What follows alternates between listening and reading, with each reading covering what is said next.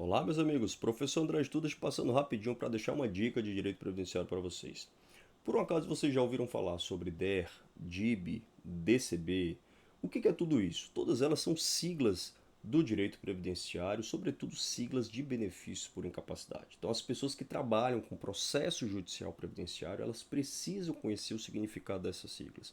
E hoje eu separei algumas para que vocês possam entender bem o significado de cada uma delas. Vamos lá então? Primeiro nós vamos falar sobre a DER. A DER é a data da entrada do requerimento administrativo, é o momento em que a pessoa faz a postulação do benefício previdenciário. André, uma dúvida comum. André, no caso de segurado que pede o benefício no 135 ou no caso de segurado que faz o pedido no Meu INSS, que é o canal virtual de atendimento?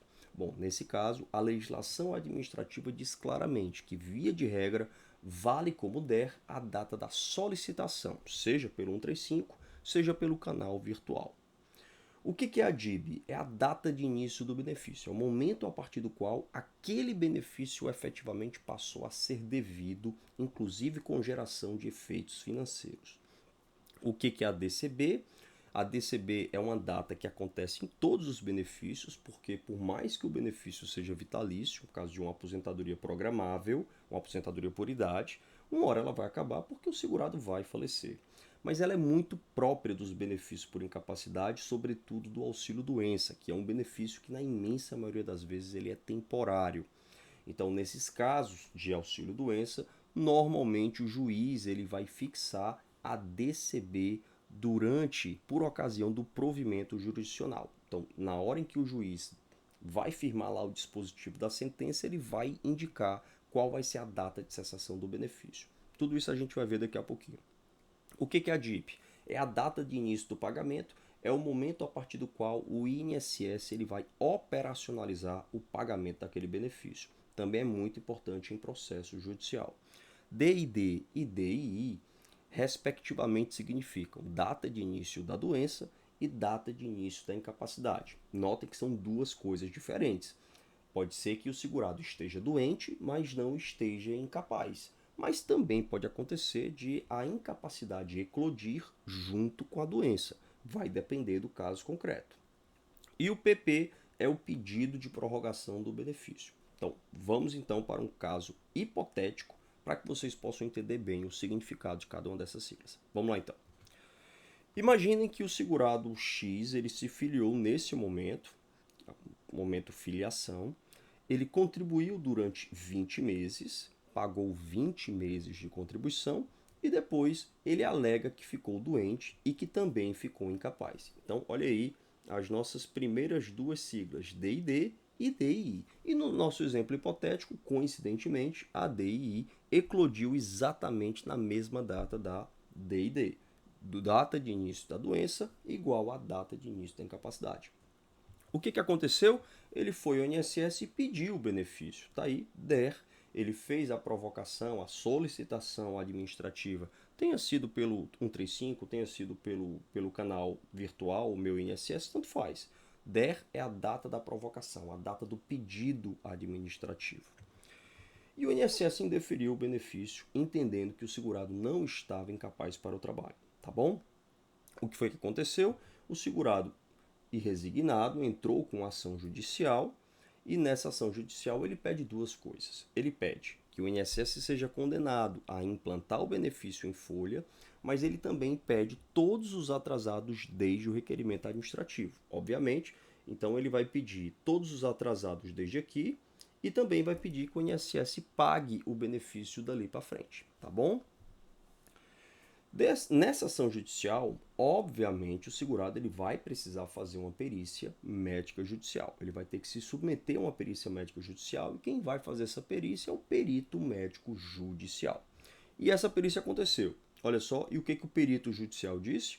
Duas coisas importantes. Na verdade, três. Primeiro, o perito judicial reconheceu que o segurado está realmente incapaz. Segundo, o perito judicial reconheceu que o segurado estava incapaz desde esse momento, então confirmou o pedido, o argumento do autor, disse, olha, realmente, naquela data aqui, ó, nessa data, ele estava incapaz para o trabalho, e o perito judicial precisa responder outro quesito. São vários quesitos, eu estou selecionando só os mais importantes. Qual foi o terceiro quesito que eu vou mencionar aqui? O perito judicial ele tem que dizer qual é a data que ele considera razoável para que o segurado seja considerado apto para o trabalho. Então o perito judicial jogou uma data lá na frente, dizendo o seguinte, olha, nessa data aqui, que está aqui em verde, provavelmente ele já vai estar recuperado. Guardem essa data porque essa data é importante. Mas agora eu vou voltar para a sequência cronológica normal do processo. Joia. E o que foi que aconteceu? Depois da perícia, o juiz sentenciou e julgou procedente o pedido da parte. E o juiz condenou, 1. O INSS a implantar o benefício, 2. Condenou o INSS a pagar essas diferenças desde o requerimento administrativo. Então, olha o que a sentença fez. A sentença fixou a DIB, data de início do benefício, na DER. Então, as parcelas, elas são devidas a partir do requerimento administrativo. Então, nós já temos efeitos financeiros a partir da data do requerimento administrativo. Como o juiz também condenou o INSS a implantar o benefício, é óbvio que esse processo seguirá para o INSS para fins de cumprimento da obrigação de fazer. E foi o que aconteceu. Olha só. E aqui o INSS cumpriu a obrigação de fazer. Quando o INSS cumpre a obrigação de fazer, o que acontece? Ele começa a pagar o benefício. Então ele começa a operacionalizar o pagamento do benefício. Por isso que a DIP fica bem aqui. Porque o INSS ele vai começar a pagar efetivamente mediante inclusão em folha a partir desse momento. Mas espera aí, André. O INSS vai pagar daqui para frente. E todo esse valor aqui, e todos esses meses aqui que o segurado não recebeu? Calma, a gente chega lá. Mas vamos aqui para cá primeiro. O INSS implantou o benefício. Lembram-se de que o perito ele precisa estimar a data em que o segurado estará apto para o trabalho, que essa data aqui em verde, provável recuperação, pois essa data é importante agora. Por quê? Porque o juiz, quando ele sentencia, ele vai colocar lá no dispositivo da sentença que a DCB do benefício vai coincidir com essa data de provável recuperação estabelecida pelo perito judicial. Então, o que vai ter na sentença? Vai ter na sentença essa informação, que a DCB do benefício ela será fixada nesse momento aqui. Tá bom? Então, o juiz ele fixou a DIB, que foi na DER, e fixou também a DCB, que é a data da cessação do benefício. Mas ainda resta aquela pergunta, André, e todos esses valores aqui que o segurado não recebeu? Porque o INSS ele só implantou o benefício a partir daqui. Joia.